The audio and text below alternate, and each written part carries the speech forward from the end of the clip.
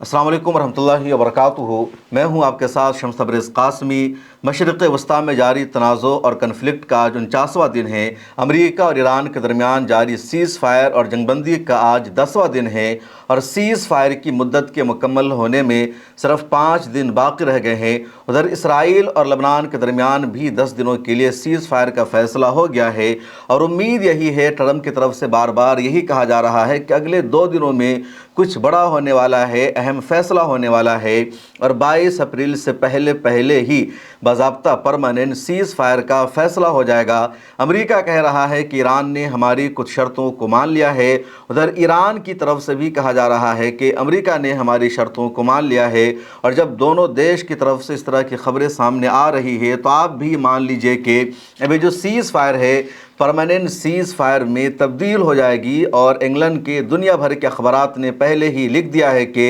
America ने Iran के सामने घुटने टेक दिए हैं और अमेरिका में इतनी हिम्मत नहीं है कि आगे वो ईरान के साथ जंग जारी रख सके या दोबारा ईरान पर हमला करे, क्योंकि ईरान ने अमेरिका को जिस तरह जवाब दिया, जिस तरह ईरान ने अमेरिका को सबक सिखाया, अमेरिका ने इस तरह कभी भी नहीं सोचा था। ट्रंप ने बाज़ाब्ता एतराफ़ भी किया है कि ईरानी बहुत ज़हीन कौम है, ये होशियार हैं और फाइटर हैं, लड़ाका हैं, इनसे जंग लड़ना आसान नहीं है। कई मरतबा वाइट हाउस में भी सहाफ़ियों से बातचीत करते हुए ट्रंप ने यही कहा कि हम एक ताकतवर दुश्मन के साथ हालत जंग में हैं, हमारा दुश्मन कोई हल्का फुल्का नहीं है। और यही बात इंग्लैंड के और दुनिया भर के पॉलिटिशियन ने, सियासतदानों ने, तज्ज़िया निगारों ने भी कहा कि ट्रंप ने जंग तो शुरू ज़रूर कर दिया, लेकिन इस जंग से बाहर कैसे निकलना है ट्रंप के पास इसका कोई अंदाज़ा नहीं है। लबनान में सीज़ फायर के बाद हिज़्बुल्लाह के लड़ाके और लबनानी अवाम जश्न मना रही है,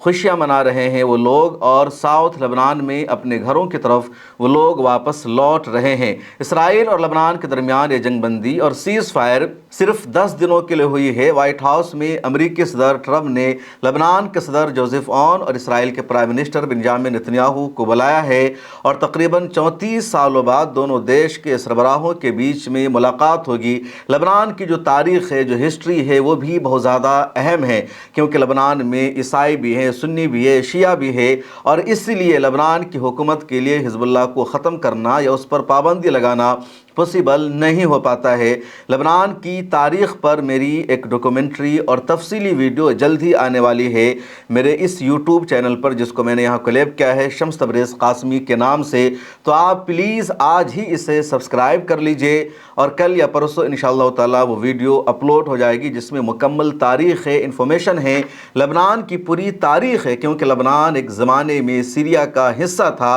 खिलाफत उस्मानिया का हिस्सा था, और फ्रांस ने कैसे यहाँ साजिश रची, किस तरह मुसलमानों को तकसीम किया गया, इस हिस्ट्री का, तारीख़ का आपके लिए जानना बहुत ज़्यादा ज़रूरी है। बहरहाल साउथ लबनान में इसराइल ने जो तबाही मचाई थी, जो बर्बादी मचाई थी, वो नाकाबिल बयान है। CNN की रिपोर्टर है निदा बशीर, उसने अपनी एक ख़बर की है, स्टोरी की है, जिसमें उसने बताया कि बैरूत का अहम तरीन इलाका, जो कमर्शियल इलाका था, जहाँ होटल थे, अहम तरीन कमर्शियल इमारतें थी, उन सब को इसराइल ने हमला करके तबाह कर दिया। दूसरी रिपोर्ट के मुताबिक तकरीबन 2000 से ज़्यादा लेबनानी मारे गए हैं, 10,000 से ज़्यादा बेघर हो गए हैं। और जैसे ही सीज़ फायर का ऐलान हुआ, लेबनानियों ने जश्न मनाया, उन्होंने नारे लगाए, हिज़्बुल्लाह के नारे लगाए गए। कुछ तस्वीरें सामने आई है जिसमें देखा जा रहा है कि रास्ते से लेबनानी गुज़र रहे हैं और वहाँ बोर्ड लगा हुआ है जिस पर हिज़्बुल्लाह के साबिक़ सेक्रेटरी जनरल हसन नसरुल्लाह की तस्वीर है, हिज़्बुल्लाह के दूसरे शहीद कमांडरों की तस्वीर लगी हुई है। और इन लोगों ने इस तरह की तस्वीरें लगाकर, पोस्टर लगाकर ये भी बताया है कि इस जंग को हिज़्बुल्लाह ने ही जीता है और इसराइल अपने एजेंडा में कामयाब नहीं हो सका। इसराइल का असल हदफ यह है कि ये जो लबनानी है, जिनको साउथ लबनान से हमने बाहर निकाल दिया,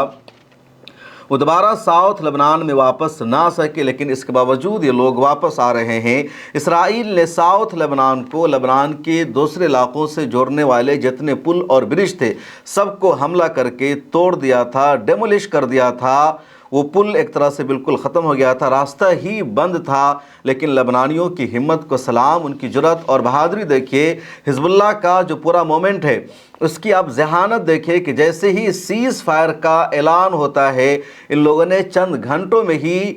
जो टूटा हुआ पुल था दोबारा उसकी मरम्मत कर ली, दोबारा उसको बना लिया और उन्हीं पुलों के ज़रिए दोबारा ये साउथ लेबनान में आ रहे हैं। इसराइल ने हमला करके सबसे पहले कासमिया ब्रिज को तोड़ा था। कासमिया ब्रिज सबसे अहम और बड़ा ब्रिज माना जाता है लेबनान का, जो साउथ लेबनान को लेबनान के दूसरे इलाकों से जोड़ता है। बहुत अहम पुल था, उसको इसराइल ने तोड़ दिया था। उसके अलावा 7-8 पुलों को भी तोड़ दिया था। साउथ लेबनान को लेबनान के दूसरे इलाकों से जोड़ने वाला कोई भी पुल इसराइल ने नहीं छोड़ा था और लेबनानियों ने एक ही रात में पुल की मरम्मत कर ली, तामीर कर ली। जहां पुल बनाना पॉसिबल नहीं था वहां एक नया टेम्पररी पुल इन्होंने बना दिया है और अब रास्ता क्रॉस करके, नदी क्रॉस करके साउथ लेबनान में आ रहे हैं। लेबनान की जो ऑफिशियल आर्मी है उन्होंने मना भी किया, एडवाइजरी जारी की और कहा कि जब तक इसराइल की तरफ से इस बात की यकीन दहानी नहीं करा दी जाती कि वो सीज़ फायर का वायलेशन नहीं करेगा, आप यहाँ ना लौटे, यहाँ ना आए, जहाँ हैं वही रहें। लेकिन लेबनानियों ने कहा कि नहीं, हम तो आएंगे, हम अपने घरों में ही रहेंगे, क्योंकि अगर हम साउथ लेबनान में वापस नहीं आते हैं तो फिर इसराइल यहाँ कब्ज़ा कर लेगा और इसराइल का ये एजेंडा हम कामयाब नहीं होने देंगे। हिजबुल्लाह ने यह भी कहा कि हमारी जो उंगलियाँ हैं वो ट्रिगर पर है और अगर ज़र्रा बराबर भी इसराइल ने सीज़ फायर का वायलेशन किया तो पूरी क़ुव्वत के साथ, पूरी मजबूती के साथ जवाब दिया जाएगा। अमरीकी सदर ट्रंप ने भी हिजबुल्लाह को तंबीह की है और कहा है कि हिजबुल्लाह सीज़ फायर की पाबंदी करे। अगर हिजबुल्लाह ने ज़रा बराबर भी गैर जिम्मेदारी का मुजाहरा किया तो अच्छा नहीं होगा। लेबनान के साथ सीज़ फायर हो जाने के बाद बेंजामिन नेतन्याहू की उल्टी गिनती शुरू हो गई है अपने ही मुल्क इसराइल में, क्योंकि बेंजामिन नेतन्याहू ने बार बार अपनी आवाम को यकीन दहानी कराई कि हिजबुल्लाह की जंगी ताकत ख़त्म हो गई है, हिजबुल्लाह के पास साजो सामान नहीं है, हिजबुल्लाह के पास सलाहियत नहीं है। लेकिन इसराइल ऐसा करने में अभी तक कामयाब नहीं हो सका। नवंबर 2024 में जब लेबनान और इसराइल के दरमियान सीज़ फायर का माहिदा हुआ, उस वक्त भी इसराइल की यही शर्त थी कि लेबनान की हुकूमत हिजबुल्लाह को डिसआर्म करे, उसको बैन करे। और लेबनान की हुकूमत ने कहा भी कि हमने हिजबुल्लाह को बैन कर दिया है, उनकी मिलिट्री एक्टिविटी पर पाबंदी लगा दी है। लेकिन जब अली ख़ामनई की शहादत हुई 28 फरवरी को अमेरिका और इसराइल के हमले में, तो 2 मार्च को लेबनान ने इसराइल पर हमला कर दिया और उसके बाद फिर इसराइल ने लेबनान पर हमला करना शुरू किया। और इस जंग के दौरान हिजबुल्लाह ने भी इसराइल को ज़बरदस्त नुकसान पहुंचाया है, तबाही मचाई है। जिस वक्त सीज़ फायर का ऐलान हो रहा था उस दौरान भी एक खबर सामने आती है कि इसराइल के नहारिया में हिजबुल्लाह ने रॉकेट से हमला किया, कई इसराइली ज़ख्मी हो गए, पूरी इमारत को आग लग गई। हिजबुल्लाह ने तकरीबन 20 से ज़्यादा इसराइली फ़ौजियों को ग्राउंड इन्वेजन के दौरान हलाक किया है, कई मरतबा पूरी की पूरी बटालियन को तबाह किया है। इसके अलावा हिजबुल्लाह ने इसराइल के सैकड़ों मरकावा टैंक को तबाह किया है, उनकी दूसरी गाड़ियों को तबाह किया है। आज की एक और अहम तरीन न्यूज़ यह है कि स्टेट ऑफ हुर्मुज़ को ईरान ने अब मुकम्मल तौर पर ओपन कर दिया है, खोल दिया है। ईरान के फॉरेन मिनिस्टर अब्बास अराग़ची ने एक बयान जारी करके कहा कि अबनाए हुर्मुज़ को जहाज़ की आमद व रफ्त के लिए ओपन कर दिया गया है, खोल दिया गया है। स्टेट ऑफ हुर्मुज़ को हमने अभी तक ओपन नहीं किया था, वजह यह थी कि इसराइल ने लेबनान पर हमला बंद नहीं किया था, सीज़ फायर के माहिदे में लेबनान को इंक्लूड नहीं किया गया था। लेकिन अब लेबनान और इसराइल के दरमियान सीज़ फायर का एग्रीमेंट हो गया है, इसलिए जंग बंदी का जो अगला मरहला है उसके मुकम्मल होने से पहले पहले तक अबनाए हुर्मुज़ को मुकम्मल तौर पर ओपन कर दिया गया है। इसका मतलब यह है कि 22 अप्रैल को अमेरिका और ईरान के दरमियान जो सीज़ फायर का माहिदा हुआ है और उसकी टाइमलाइन 22 अप्रैल है, उससे पहले अगर परमानेंट सीज़ फायर का माहिदा हो जाता है, फाइनल डील हो जाती है, तो अबनाए हुर्मुज़ मुकम्मल तौर पर ओपन रहेगा। और 22 अप्रैल के बाद अगर जंग दोबारा शुरू होती है तो समझिए कि दोबारा अबनाए हुर्मुज़ बंद हो सकता है। फ़िलहाल स्टेट ऑफ हुर्मुज़ को ईरान ने ओपन कर दिया है, वहाँ से गुजरने वाले किसी भी जहाज़ पर अब हमला नहीं होगा। अमेरिकी सदर डोनाल्ड ट्रंप भी लगातार ट्वीट करके ईरान का शुक्रिया अदा कर रहे हैं कि ईरान का शुक्रिया कि उसने अबनाए हुर्मुज़ को ओपन कर दिया है। एक और ट्वीट करके अमेरिकी सदर ने कहा कि अबनाए हुर्मुज़ मुकम्मल तौर पर ओपन है, जहाज़ वहाँ से आना जाना कर सकते हैं और ईरान का शुक्रिया कि उसने हमारी बातचीत को मान लिया है। अमेरिकी सदर ने यह भी कहा कि जो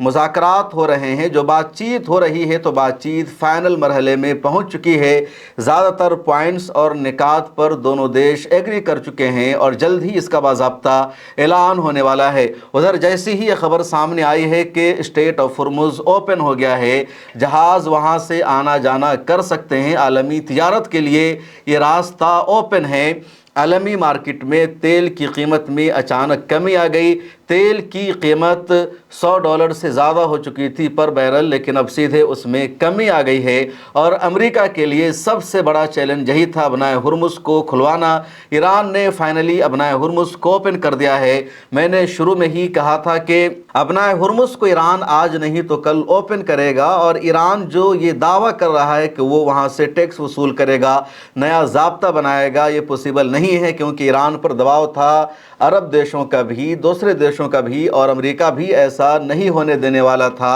اور یہی ہوا۔ جیسے ہی لبنان کو سیز فائر میں انکلوڈ کیا گیا، ابنائے ہرمز کو ایران نے کھول دیا ہے، اور امید یہی ہے کہ 22 اپریل سے پہلے ہی کوئی بڑا سمجھوتا ہو جائے گا، اور انشاءاللہ تعالی اس جنگ کا خاتمہ ہونے والا ہے۔ ایک اور بہت اہم ترین نیوز ہے جس کے بارے میں دنیا بھر کی میڈیا چرچا کر رہی ہے، اور خبر یہ ہے، تجزیہ اور تبصرہ یہ ہے کہ جس طرح ایران نے امریکہ کو جنگ کے میدان میں شکست سے دوچار کر دیا، خواہ ایئر فورس کی لڑائی ہو، نیوی کی لڑائی ہو، یا میزائلوں کے ذریعے لڑائی ہو، تمام محاذ پر ایران نے امریکہ اور اسرائیل کو شکست سے دوچار کیا ہے۔ امریکہ اور اسرائیل کو پیچھے ہٹنا پڑا ہے۔ امریکہ نے ایران کے ساتھ سیز فائر کرنے کا مطالبہ کیا، اسی طرح نظریہ کی لڑائی میں، نیریٹو کی لڑائی میں بھی ایران نے امریکہ کو شکست سے دوچار کر دیا ہے۔ ایران نے امریکہ کو اپنے ہی ملک کی عوام کی نظروں میں ذلیل اور رسوا کر دیا ہے، اور ایران نے نیریٹو کی لڑائی میں، نظریاتی لڑائی میں سب سے زیادہ سہارا لیا لیگو ویڈیوز کا۔ ایران کی طرف سے لگاتار اس طرح کی بہت ساری ویڈیوز جاری کی گئی، جس کو آپ اسکرین پر دیکھ سکتے ہیں۔ ان تمام ویڈیوز کے ذریعے ایران نے امریکہ کی جو اصلیت ہے اس کو ایکسپوز کیا، پوری دنیا کو بتایا کہ امریکہ نے کس طرح غزہ پٹی میں جنوسائیڈ کروایا ہے، امریکہ نے کس طرح اپنے ہی ملک میں سیاہ فام پر یعنی بلیک پر ظلم اور اتیاچار کیا ہے، امریکہ نے کس طرح دنیا کے کئی ملکوں پر اتیاچار کیا ہے، کس طرح امریکہ نے ویتنام کے ساتھ زیادتی کی، کس طرح امریکہ نے افغانستان میں تباہی مچائی، دوسرے دیشوں میں تباہی مچائی، عراق کی جیل میں امریکہ نے کس طرح ہیومن رائٹس کا وائلیشن کیا اور بے دردی کے ساتھ جیل میں رہنے والوں کو ستایا۔ تو اس طرح کی کئی ساری ویڈیوز ایران کی طرف سے جاری کی گئی، اور ایران کا جو گروپ تھا اس نے اس طرح کی لیگو ویڈیوز بنائی اور امریکہ کو بے نقاب کیا، ایکسپوز کیا، اور زیادہ تر اس طرح کی ویڈیو ایکسپلوزیو میڈیا نام کے اکاؤنٹ سے ریلیز کی گئی۔ یوٹیوب نے اس طرح کی بہت ساری ویڈیوز کو ڈیلیٹ کر دیا، یوٹیوب نے الاؤ نہیں کیا اس طرح کی ویڈیوز کو۔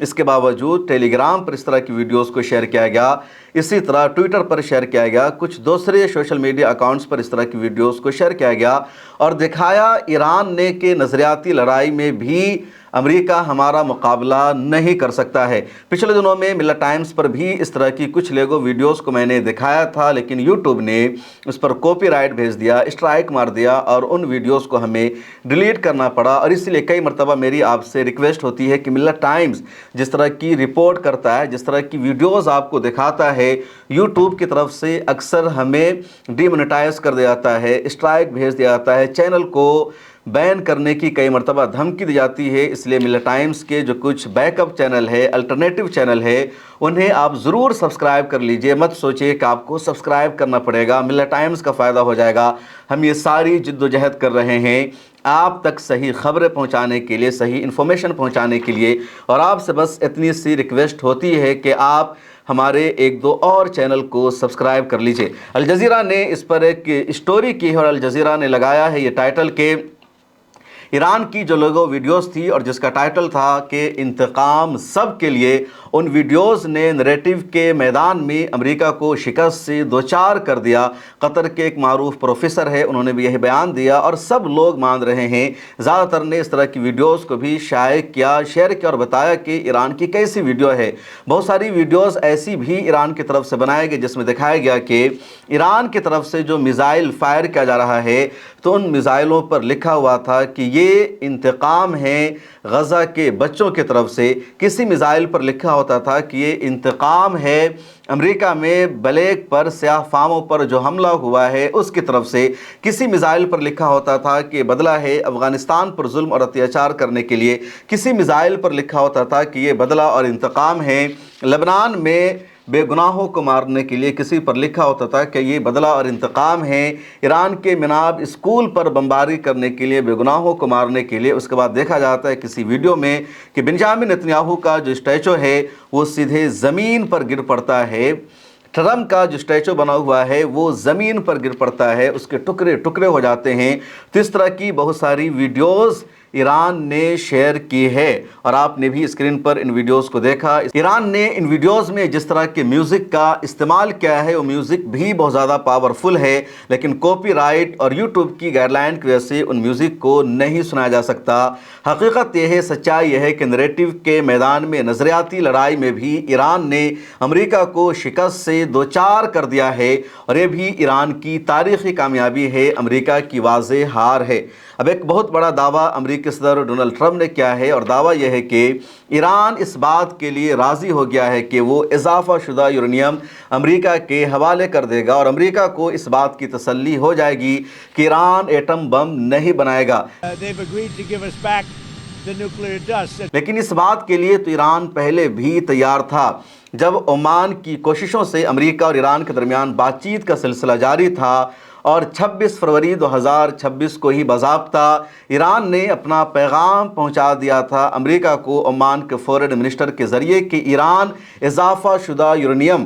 یا ایٹمی ذرات امریکہ کے حوالے کرنے کو تیار ہو گیا ہے۔ جے ڈی وینس سے ملاقات ہو گئی تھی، پورا فیصلہ ہو گیا تھا، اس کے باوجود امریکہ نے اسرائیل کے دباؤ میں 28 فروری کو ایران پر حملہ کرنے کا منصوبہ بنا لیا، حملہ کرنا شروع کر دیا۔ رات میں پلان تھا، لیکن دن میں ہی انفارمیشن مل جاتی ہے کہ علی خامنئی صاحب میٹنگ کر رہے ہیں اپنے قریبی لوگوں کے ساتھ، اور اسی پر وہ فائنل ڈیسیژن لیں گے، فیصلہ کریں گے کہ اضافہ شدہ یورینیم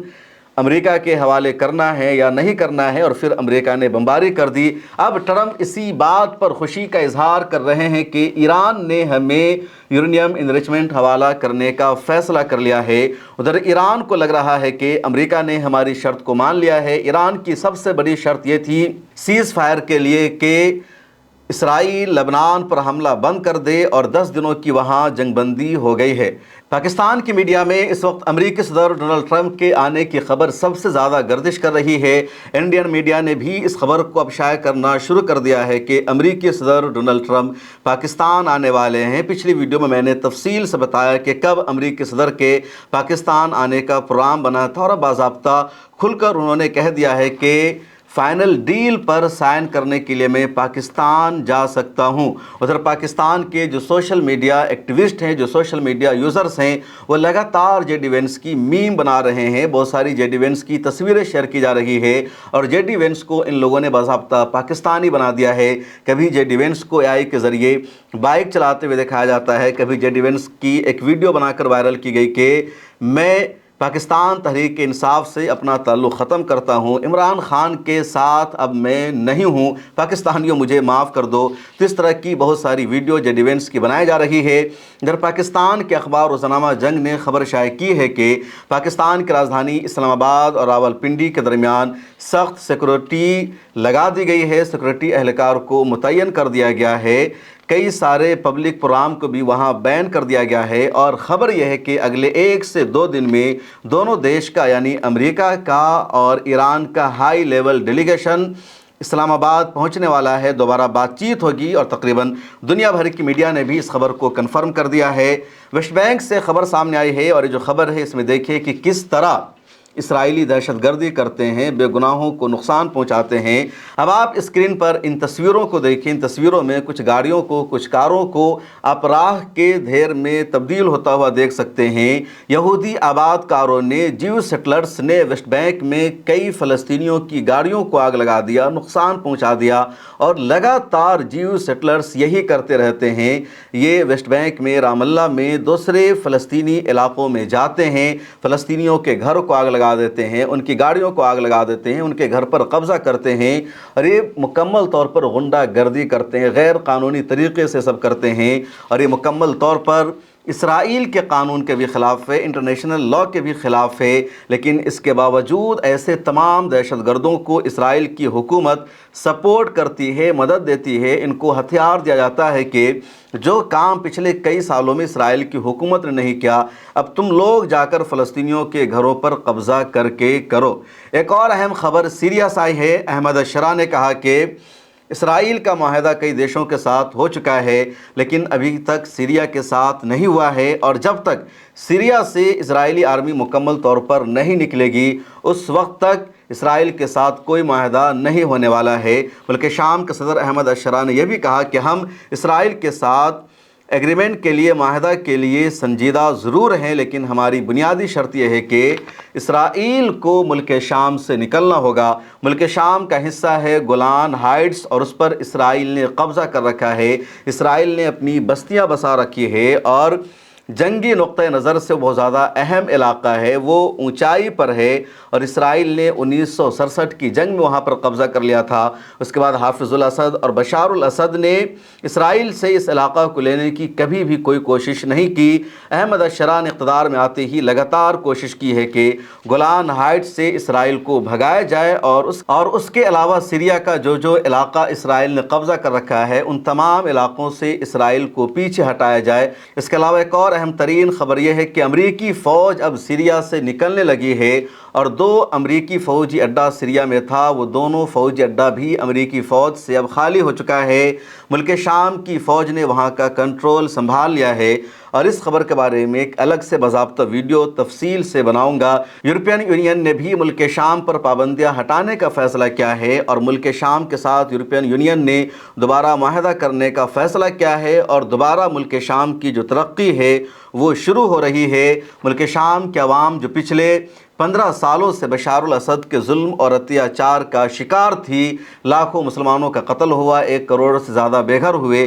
تو اب دوبارہ ان کو اچھے دن ملے ہیں اور وہاں سکون ہے، پیس ہے، اور احمد الشرا کی پوری کوشش ہے کہ ملک شام میں سلامتی بحال ہو۔ حزب اللہ اور اسرائیل کے درمیان جو سیز فائر کا فیصلہ ہوا ہے، ملک شام نے، احمد الشرا نے سیز فائر کے اس فیصلے کا خیر مقدم کیا ہے اور اس کو اچھا قدم بتایا ہے۔ ایک اور اہم ترین نیوز ہے اور خبر یہ ہے کہ ترکیہ کے شہر انطالیہ میں 4 مسلم دیشوں کے فورن منسٹرز آج اکٹھا ہو رہے ہیں، بات چیت کر رہے ہیں کہ سیز فائر کو کیسے فائنل نتیجے تک پہنچانا ہے۔ 4 دیشوں میں پہلا نام ہے پاکستان کا، دوسرا ترکی، تیسرا سعودی عرب اور چوتھا ہے مصر۔ تو ان 4 دیشوں کے جو فورن منسٹرز ہیں وہ ترکی میں آج جمع ہو رہے ہیں۔ ترکی میں اس وقت پاکستان کے پرائم منسٹر شہباز شریف بھی موجود ہیں، لیکن اس سے ہٹ کر یہ چاروں وزرائے خارجہ وہاں جمع ہو رہے ہیں۔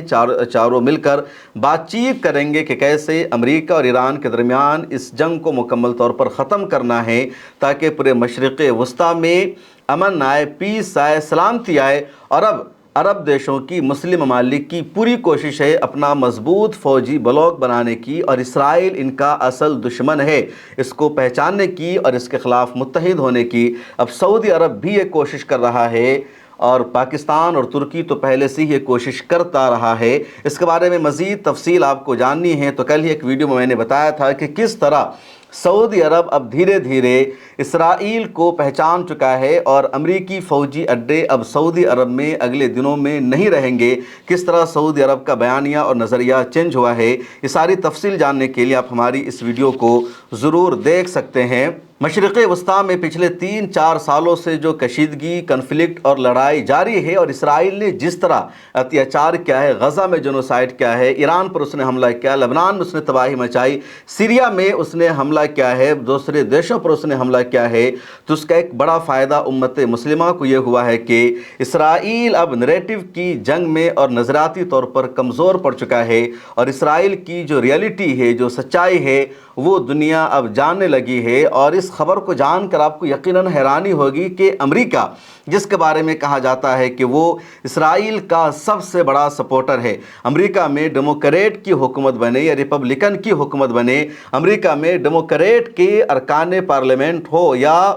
ریپبلک کے ارکان پارلیمنٹ ہو وہ اسرائیل کے خلاف ایک لفظ بول نہیں سکتے ہیں، اسرائیل کے خلاف پارلیمنٹ میں کانگریس میں آنے والی کسی ریزولوشن کے حق میں ووٹ نہیں کر سکتے ہیں، اسرائیل کے خلاف کوئی نظریہ وہ نہیں اپنا سکتے ہیں۔ اب تک یہی چلا آ رہا تھا، لیکن اب یہ بھرم بھی ٹوٹ گیا ہے اور ڈیموکریٹ کے ارکان کھل کر اب اسرائیل کے خلاف بولنے لگے ہیں، ریزولوشن کے حق میں ووٹ کرنے لگے ہیں۔ اور کل کی رپورٹ یہ ہے کہ امریکی کانگریس میں 2 ریزولوشن آتا ہے۔ ایک ریزولوشن لایا گیا تھا کہ امریکہ ایران کو ہتھیاروں کی سپلائی نہ کرے، خاص طور پر بلڈوزر جو دیا جاتا ہے، مرکاوا ٹینک دیا جاتا ہے اور جو دوسرے ہتھیار دیے جاتے ہیں، اس طرح کے ہتھیار امریکہ ایران کو دینا بند کرے۔ اور ڈیموکریٹ کے 47 اراکین اس وقت کانگریس میں یعنی امریکی پارلیمنٹ میں موجود تھے، ان میں سے